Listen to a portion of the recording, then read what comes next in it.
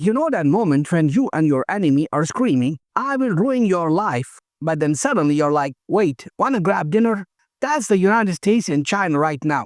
Tariffs, rare earth bans, angry tweets, and suddenly we are making progress. Welcome to Global Politics, where the plot twists are written by caffeine-addicted screenwriters who hate your retirement fund. Today, Donald Trump and Xi Jinping might actually end the trade war.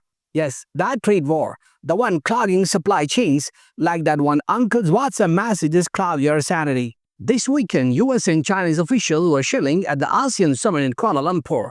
And instead of roasting each other like usual, they announced significant progress in negotiations. U.S. Treasury Secretary Scott Bessent said the sides have a framework. China's top trade negotiator Hali Fang said there's basic consensus. In diplomatic language, that is basically, hey, I think we can work this out. And this is not just let's be friends. This is China may buy more U.S. soybeans. U.S. may back off 100% tariff on Chinese goods.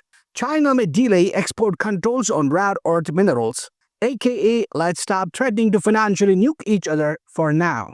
Rare earth minerals are in smartphones, EVs, fighter jets, everything. If China really locked those up on December 1, like they said, your tech would be more useless than a VPN app you forget to turn on. The global markets reacted like they might stop fighting. Money celebration. Japan's Nikkei and Korea's Kospi hit record highs. Investors were dancing like the world economy won't die today. Even Hong Kong stocks were like, less tension? Yes, at 0.85%. Because here's the truth. A US-China economic breakup is like Ross and Rachel. They can separate, but then everyone suffers. If tariffs explode and rare earth exports shut down, tech companies panic, car prices skyrocket, gaming consoles become luxury collectibles. No one wants to pay 2 months' salary for a PlayStation. So now Trump is on a world tour. ASEAN in Malaysia, Japan, South Korea next.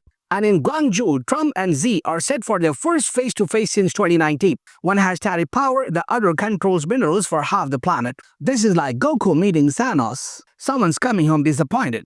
A deal here could calm supply chains, make farmers less angry, lift global markets, reduce global anxiety pills consumption, or everything collapses and we get trade war and gain. Imagine the sit down across the table. Trump, I want fair trade. Xi, I want reliable cooperation. Interpreters sweating like they ran a marathon. One wrong translation like, he says your tie looks cheap, and boom, market crash. There are still so many ways this can fall apart. 1. Domestic politics. China needs internal approvals. The US election climate, one word, volatile. 2. Economic power struggles. Rare earth versus tariffs is basically, you hate my chips, I hate your wallet. 3. Pride. Both leaders need to look like the winner, even if the deal is 50-50. It will be announced like one side got 90%. 4. Global pressure. Other countries watching like parents saying, please don't make us pick sides, we like both of you, mostly.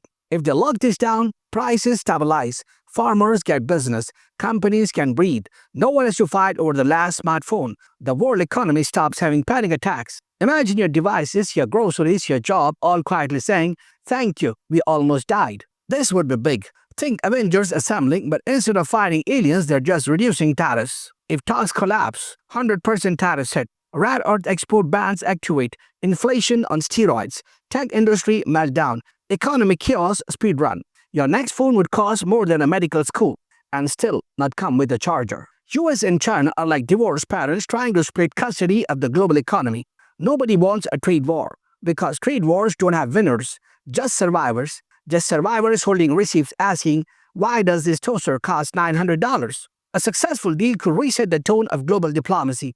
Not romantic, not besties. But we agree to not ruin the planet's economy today. That is progress. So here's the suspense. Will Trump and Xi make history in South Korea this week? Will markets keep dancing?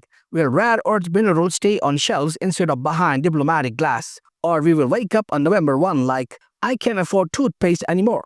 This meeting could either save the global economy or give us the worst Black Friday ever. Let me know in the comments, deal or no deal, and what's the first product you think will become stupid expensive if this goes wrong. Do like, subscribe, comment, because trust me, this story is just getting started.